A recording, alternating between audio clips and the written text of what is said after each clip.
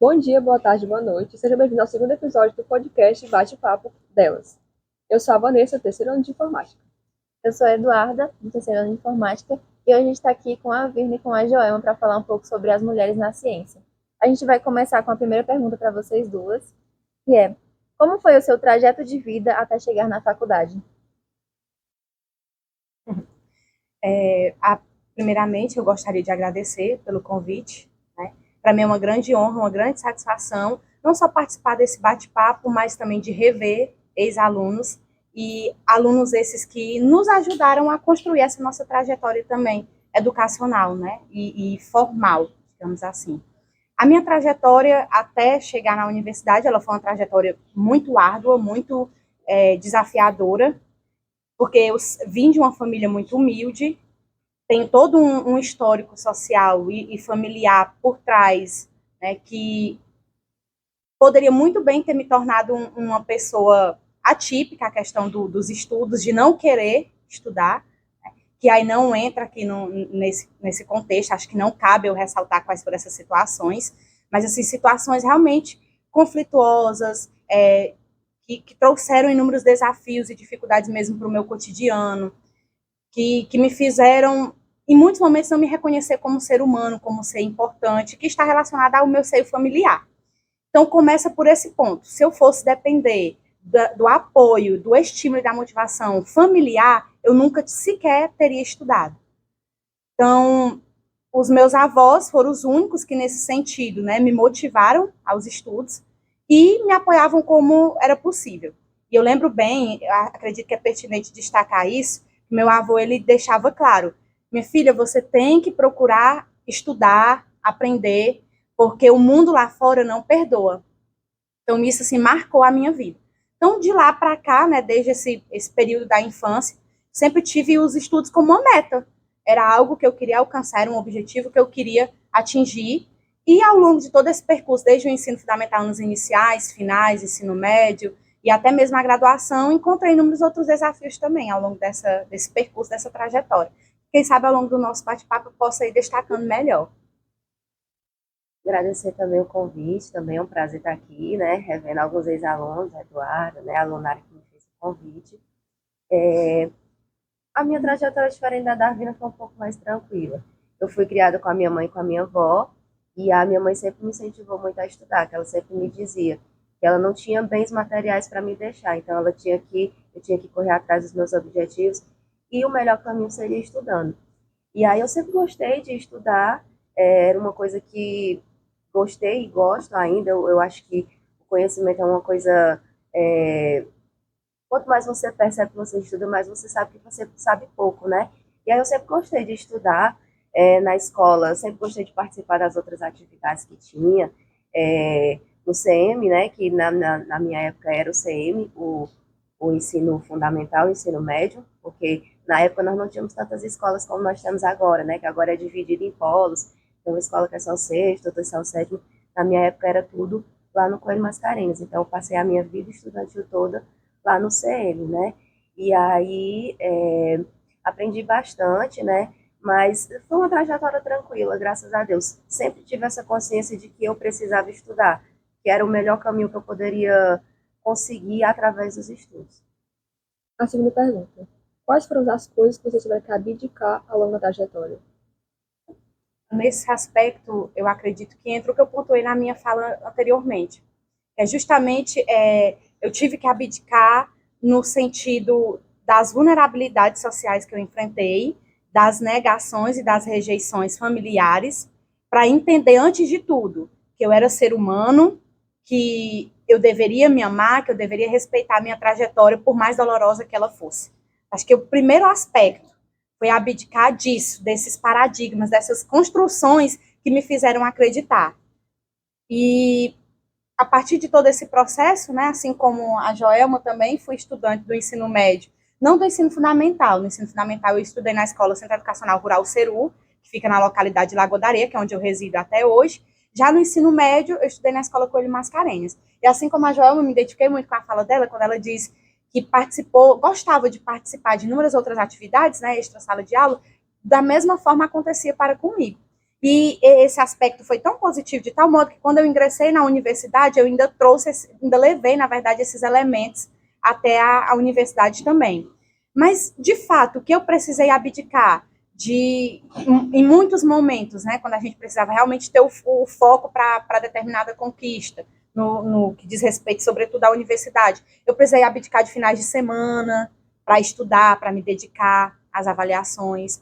Eu precisei abdicar de muitas festas, de muitas diversões, né, nesse sentido mesmo, que se eu quisesse me preparar de tal modo para ter um currículo positivo, ter um currículo que realmente fosse significativo nesse sentido, eu precisava, dado aquela circunstância, aqueles momentos, abdicar nessas situações. Mas tive que abdicar também do translado, né, realmente desse deslocamento de uma cidade para outra, porque quando eu cheguei à universidade, não o fiz aqui, e sim em Crateús, então tinha toda essa distância também, a questão do horário de sono também, que ficava muito limitado, porque como eu estudava à noite, então, de fato, já chegava bastante tarde, e tinha que estar de pé no dia seguinte, porque eu ajudava a minha avó, né, em casa, nos afazeres domésticos, enquanto ela ia para a roça trabalhar. Então, são inúmeras circunstâncias que só, de fato, quem já passou, quem já atravessou,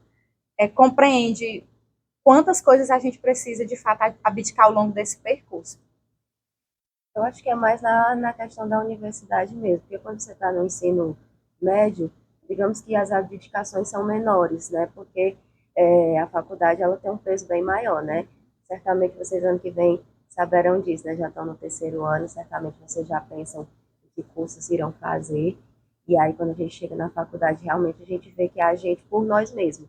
Né? A gente tem que se virar, e aí é mais a questão realmente de horas de descanso, né? Porque muitas vezes você precisa estudar à noite, momentos de saída também, às vezes é necessário você deixar de ir para algum lugar para que você possa estudar, para que você possa focar naquilo que você quer, né? E a questão também financeira, porque no meu caso, a minha graduação, eu paguei, né? Foi particular. E aí, no caso, também foi uma abdicação financeira também, porque era toda uma junção de esforços meu, porque eu também trabalhava já na época, da minha mãe também, para a gente conseguir arcar com as despesas da universidade. Mas eu acho que nada do que você for fazer, se você não abdicar de alguma coisa, você nada consegue, né? Porque não tem como você, como diz o ditado, abraçar o mundo com a mão. Então, você precisa ver o que são suas prioridades e realmente abrir mão de algumas coisas para que você possa conseguir outras.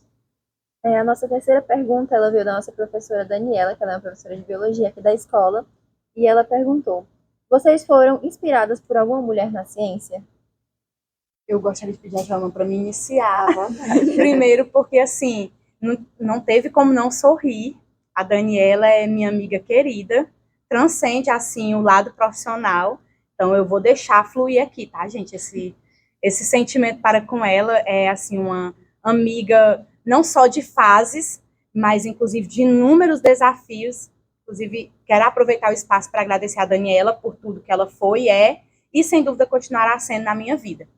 Daniela, quando traz essa pergunta, assim, me faz lembrar de toda a minha história na graduação. É claro que desde o ensino fundamental ao ensino médio, de alguma forma, sim, nós somos motivados, temos um perfil, ou pelo menos a gente idealiza um perfil de inspiração, né? Em determinadas pessoas nos quais a gente se depara no nosso cotidiano. E eu tive a exemplo que de fato, assim, remota agora na minha fala, a professora Valderlândia, faço questão aqui de citar também, ela era minha professora de Química no ensino médio, e ela era uma grande inspiração nesse sentido. A forma como ela naturalmente abordava os objetos de conhecimento ali, né, explicitados na aula, era muito cativante, era estimulante, você sentia realmente interesse em participar daquela aula, mas cheguei à universidade e conheci uma mulher, professora, pesquisadora, com potencial tanto quanto da professora que eu mencionei anteriormente, mas que me motivou ainda mais e além, né, o nome dela é Jaqueline Rabelo. Jaqueline Rabelo, ela foi o que eu caracterizo como uma verdadeira inspiração, né, de mulher na pesquisa, no ensino, na extensão. Ela sempre dizia, essa tríade, ela é fantástica. E para quem é professor da ciência da natureza de modo geral, precisa entender que cotidianamente nós precisamos estar relacionando essa tríade no nosso fazer pedagógico. E ela foi que nos motivou, de fato, inclusive Daniela conhece Jaqueline Rabelo, ela que nos motivou a participação nos projetos institucionais, nas bolsas, né, acadêmicas, no engajamento com os projetos, com as atividades do laboratório. Inclusive, eu tive a grande oportunidade durante toda a minha graduação de biologia, né, que eu fiz na Universidade Estadual do Ceará, especificamente no campus da FAEC, em Crateús. Eu tive a oportunidade de ser bolsista, então eu trabalhava na universidade ao mesmo tempo em que eu estudava. Então, passei por a bolsa de extensão, passei por a bolsa do Novos Talentos, passei por a bolsa da PRAE, da PROMAC, né? Enfim, eu realmente consegui me desbruçar diante de todos esses aspectos da universidade também, para além do ensino, mas também da pesquisa e da extensão. Através dela, consegui também trazer grandes conquistas, né, como uma participação em eventos acadêmicos a nível regional, nacional, até internacional, de premiação de trabalhos escritos. Então, ela foi essa minha inspiração, principalmente através de uma fala de Alma que eu não esqueço, que tem até relação com o que você citou também, que ela dizia, nós, professores, precisamos transformar uma sala por vez, um aluno por vez. Então, essa frase ficou marcante, assim, de fato, na minha vida. Nós, professores, nós não vamos conseguir mudar, transformar o mundo, mas um aluno que a gente conseguir fazer a diferença no chão da sala de aula, a gente já vai ter desenvolvido o nosso trabalho. Então, ela é minha inspiração, por isso que eu pedi licença a Joelma para começar respondendo, né? Desde a Daniela, a Val, que eu também citei, e a própria Jaqueline. Eu não tive professoras mulheres, nem no ensino fundamental, nem no ensino médio, e na faculdade era predominantemente homens. Mas, e vejo até que, para a gente ver, destacar como nós mulheres ainda somos minoria em alguns aspectos, né? Mas assim, hoje em dia nos meus alunos, eu gosto sempre de citar as mulheres que fizeram ciências, e aí, bem recentemente, a gente estava estudando e a gente falou sobre uma que certamente todos conhecem, né, que é a Marie Curie, e aí, quando a gente fala de ciência, não tem como não citar ela, né, um nome internacional que foi tão importante, marcou o nome dela, até hoje continua sendo a única que conseguiu o feito de ganhar 2 prêmios Nobel em 2 áreas diferentes, né? Então, sem sombra, ela foi uma mulher à frente do seu tempo, né? E aí, destaco também agora, mais recentemente, a Jaqueline Góes, que é brasileira e ajudou no sequenciamento do genoma, né, do Covid, quando a gente estava na pandemia. Então, a participação dela assim, foi muito importante. Mas eu vejo que nós ainda temos uma certa carência de mulheres assim que realmente façam à frente e que marquem o seu nome na ciência. Mas eu acredito que com as futuras gerações, esse ponto tende a mudar. A mulher está cada vez mais inserida em todos os lugares. Eu acredito que, não sei se nós seremos maioria em algum momento, mas eu acredito que pelo menos igualar ali as condições, nós estamos lutando para isso. Bom, agora a quarta pergunta. Por que vocês escolheram a profissão que vocês estão desempenhando agora? Qual o motivo? Na verdade, eu não escolhi. Eu fui escolhida, digamos assim. Na época, quando eu fiz a faculdade, era um pouco mais difícil do que agora. A questão das bolsas, já tinha Enem, já tinha ProUni, mas as coisas eram um pouquinho mais difíceis do que agora, principalmente em relação a deslocamento. Né?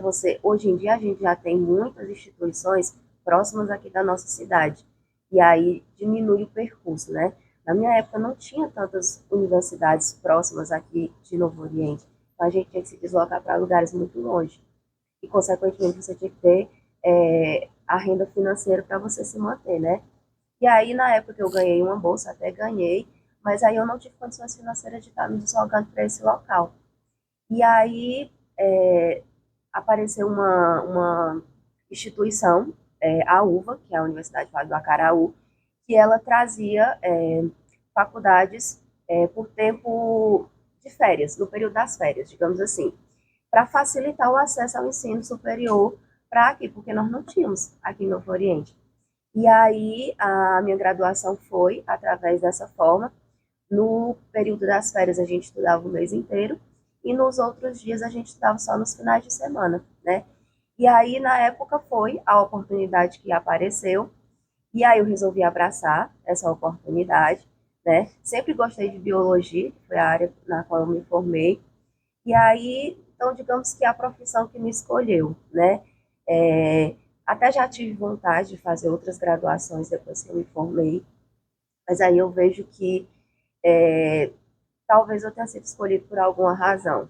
Eu acho que eu tenho contribuído com a vida de muitas pessoas através da educação, né? A gente sabe que é uma área muito desvalorizada, infelizmente, ainda, né? Mas eu acredito que eu possa fazer a diferença onde eu já estou.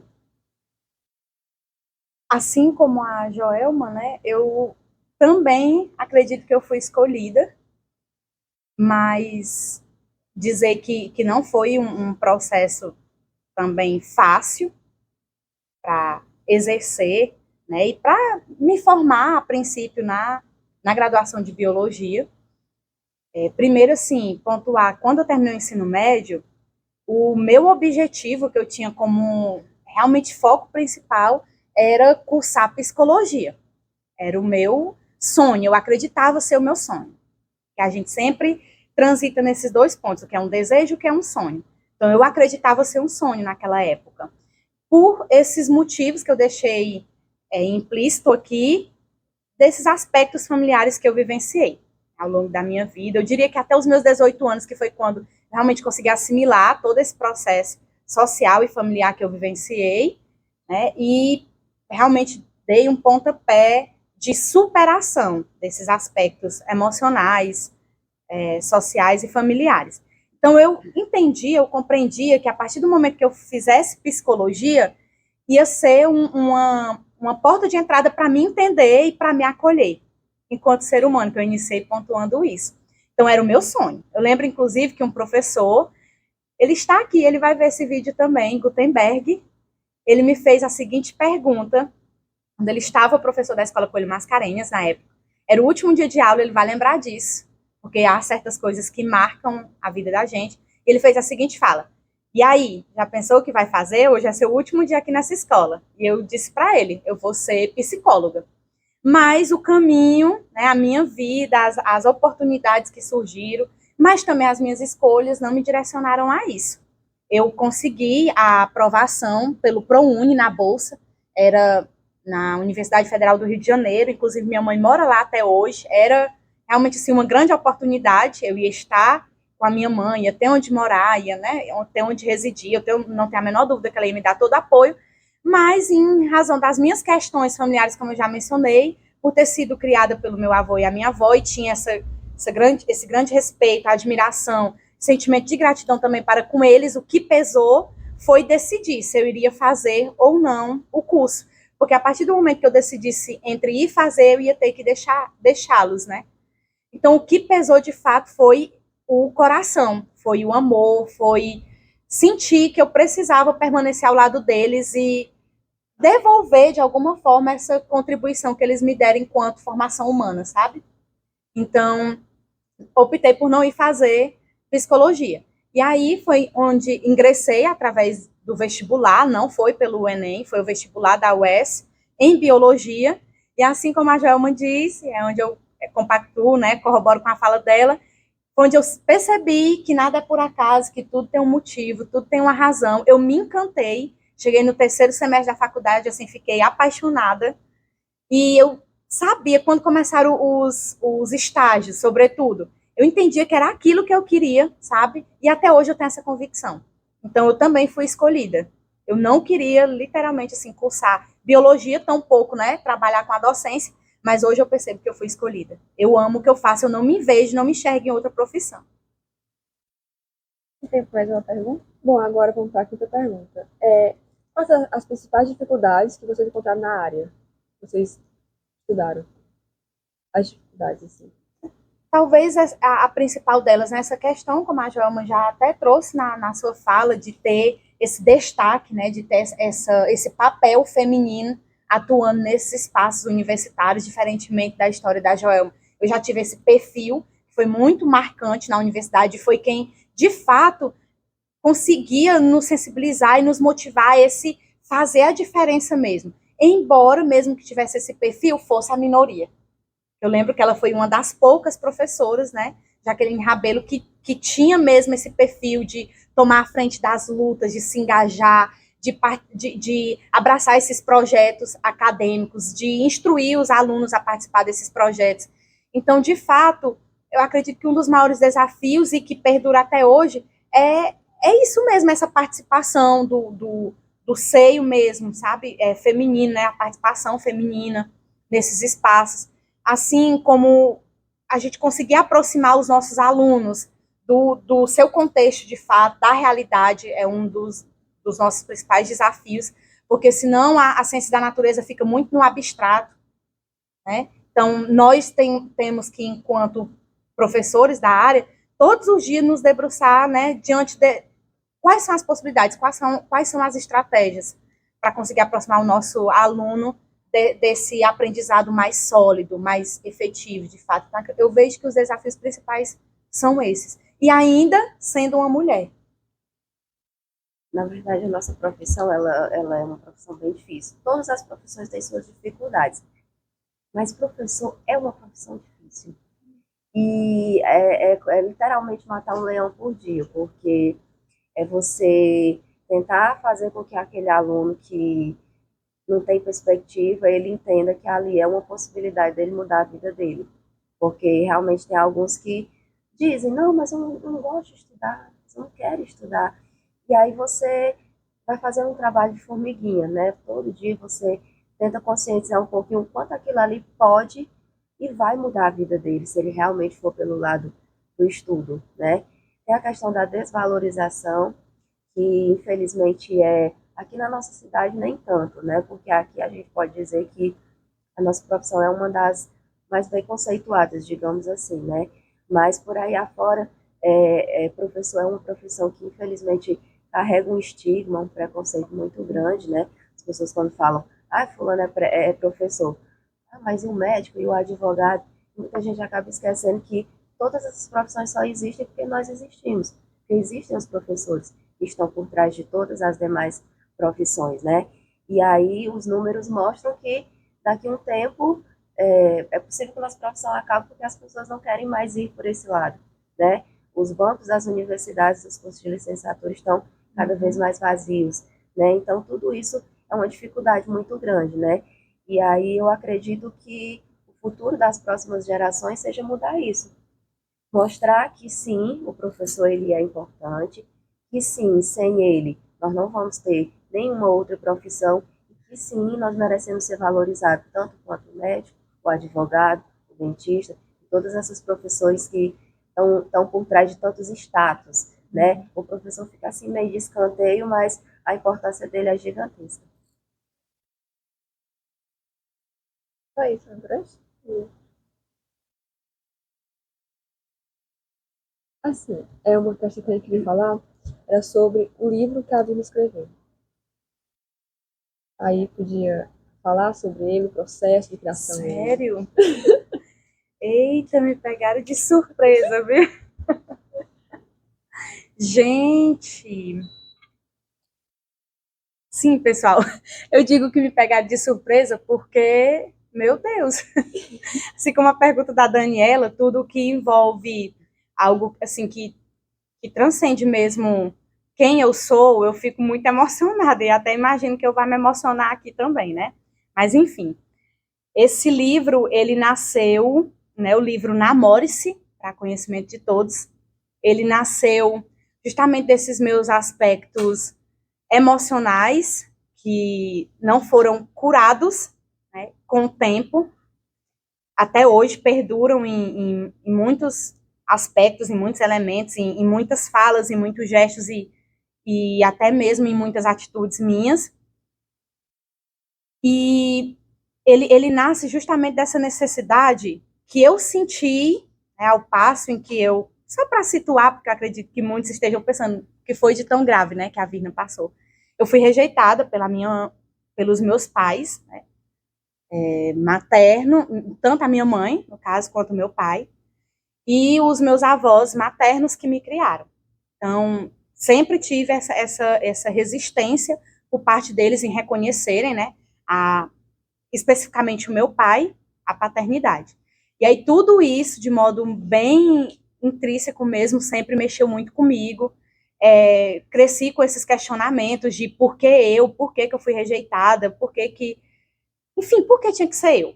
Então eu cresci com esses questionamentos. E aí foi a partir desses questionamentos que sempre eu tive como um objetivo principal criar um livro. Por que um livro? Porque a forma como eu consegui externar para o mundo, para o universo, para as pessoas que ali estavam ao meu redor, do quanto essa rejeição dele marcou a minha vida, era escrevendo. Então, até hoje, por exemplo, eu tenho, inclusive mostro para os meus alunos, eu tenho meus diários. Então, acredito, né, que alguns de vocês já possam também ter passado por essa experiência, mas eu tinha. Era a forma como eu conseguia dizer, externar o que eu estava sentindo. Então, todos os dias eu pontuava, hoje eu estou me sentindo assim, hoje eu gostaria de estar me sentindo assim, mas infelizmente não estou. Hoje isso está me fazendo sofrer. Então, começa por esse aspecto. E aí eu sempre comecei a amadurecer essa ideia e pensando, vou lançar um livro. Só que, claro, a gente sabe que tem toda essa questão financeira também, lançar um livro não é só dizer, vou lançar o livro. E aí veio, onde vai reafirmar o que eu acabei de dizer na minha fala, que nada é por acaso. Veio a pandemia, com a pandemia eu senti a necessidade, com aquelas hashtags Fica em Casa, de ajudar inúmeras pessoas que a gente sabia que estavam passando por questões emocionais, dentre elas a ansiedade, e eu senti a necessidade de colocar a minha voz, de colocar a minha contribuição para com essas pessoas. Foi quando eu comecei a criar pequenos textos, frases motivacionais e divulgar no Instagram, que inclusive eu nem alimentava na época, eu passei a alimentar após a pandemia. E aí várias pessoas foram se sentindo atingidas, contempladas com essas falas. E aí foram pontuando. Nossa, Virna, como eu precisava ouvir isso hoje? Nossa, Virna, como isso veio de encontro com a forma como eu estou me sentindo? E já outras começaram Virna, você nunca pensou em fazer um livro? Então essas falas, elas foram criando uma nuvem, né, de realmente assim, de pensamentos positivos, de amadurecimento também para com essa ideia que só estava no papel, era só um projeto, eu nunca tive a coragem, a audácia de colocar em prática, e eu disse, agora. Então eu escrevi esse livro em 6 meses, assim, um tempo recorde. Esse livro nada mais é do que um compilado de 365 textos motivacionais, ou seja, para cada dia do ano, eu trago um texto motivacional, ao final desse texto tem uma ação, né, uma atitude, para, de alguma forma, um exercício prático, para colocar em prática o conteúdo daquele texto, e aí destacando também que para cada mês existe um capítulo. Por exemplo, nesse mês de maio, a gente está vivenciando o capítulo Restaure-se. E aí, para cada capítulo também tem um determinado objetivo. Mas o objetivo final dele, qual é? Que a gente chegue em dezembro, especialmente nós mulheres. Ele é um livro que atinge a todos os públicos, mas especialmente o público feminino. E aí, o objetivo principal é que ao chegar em dezembro, a gente tenha conseguido o feito de namorar-se. Então, por isso a ideia do livro, namore-se. Porque nós precisamos disso. A gente precisa, pelo meu histórico de vida, por todos esses aspectos que eu nem queria citar, mas acabei citando, né, porque vem de encontrar o livro, a gente conseguir se namorar, porque tenho certeza que a Joelma deve ter enfrentado inúmeros desafios, né, embora não tenha diretamente relação com a trajetória dela acadêmica, profissional, mas outros desafios, e a gente sabe o quanto esses desafios, eles têm a capacidade de se transformar em traumas, e o quanto esses traumas têm a capacidade de nos paralisar. Então, por muito tempo, eu estive paralisada. Eu não me reconhecia, eu não me reconectava, eu me comparava com as pessoas, eu acreditava não ser capaz. Então, foi esse livro que trouxe essa ideia de a gente precisa se namorar sim, a gente precisa se valorizar sim, a gente precisa se respeitar, a gente precisa se amar, a gente precisa ter autossegurança, autoconfiança, porque ninguém vai fazer isso por nós. Começa dentro de nós. Então, para mim foi até um privilégio falar do meu livro, me pegaram de surpresa literalmente, viu? Muito feliz mesmo. Bom, isso foi tudo. Eu quero agradecer a participação de vocês, a disponibilidade do tempo de vocês terem vindo aqui, porque eu sei que não é fácil tirar um tempinho assim. Queria agradecer muito. Eu gostei muito de ouvir a história de vocês. Assim, vai ser um exemplo que eu vou levar para minha vida. Que bom. Nós que agradecemos, né? Eu fico muito feliz, como eu disse no início, mais uma vez pelo convite. Para mim, que é uma honra enorme estar aqui, como eu disse, de ter revisitado também, ter me reencontrado com inúmeros ex-alunos e que a gente sabe, né, que deixou também essa sementinha e que ela continua germinando e, sem dúvida, os frutos serão muito brilhantes. Agradecer, desejar muito boa sorte para todos vocês. Vocês estão num momento decisivo agora. Terceiro ano, a gente sabe que é um turbilhão de emoções. O que eu vou fazer ano que vem? Qual curso que eu vou escolher? Minha vida vai mudar. Um monte de coisas aí que vocês estão se pensando dentro de vocês, né? Desejar que vocês façam boas escolhas para a vida de vocês. Que vocês sempre acreditem no potencial de vocês. Eu sei que, como a Vina citou, às vezes a gente chega a duvidar, né? Se eu vou conseguir, né? Mas quando esses questionamentos vierem, vocês não duvidem. Tenham uma boa sorte na vida de vocês. E dizer que para nós é um privilégio, porque, sem sombra de dúvida, teria várias outras opções que vocês poderiam ter, outras pessoas que vocês poderiam ter convidado, né? E nós termos sido escolhidas faz com que a gente fique muito feliz de ter participado desse momento e a gente espera ter contribuído positivamente para o projeto social de vocês. A gente tem um mimo agora para entregar para vocês, como lembrança. Obrigada. E agradecer novamente a disponibilidade de tempo de vocês para estarem aqui. E então foi isso por hoje. Caso vocês queiram saber mais sobre o nosso projeto, vocês podem estar no nosso Instagram, que é @paralemdanuvem. E foi isso, pessoal.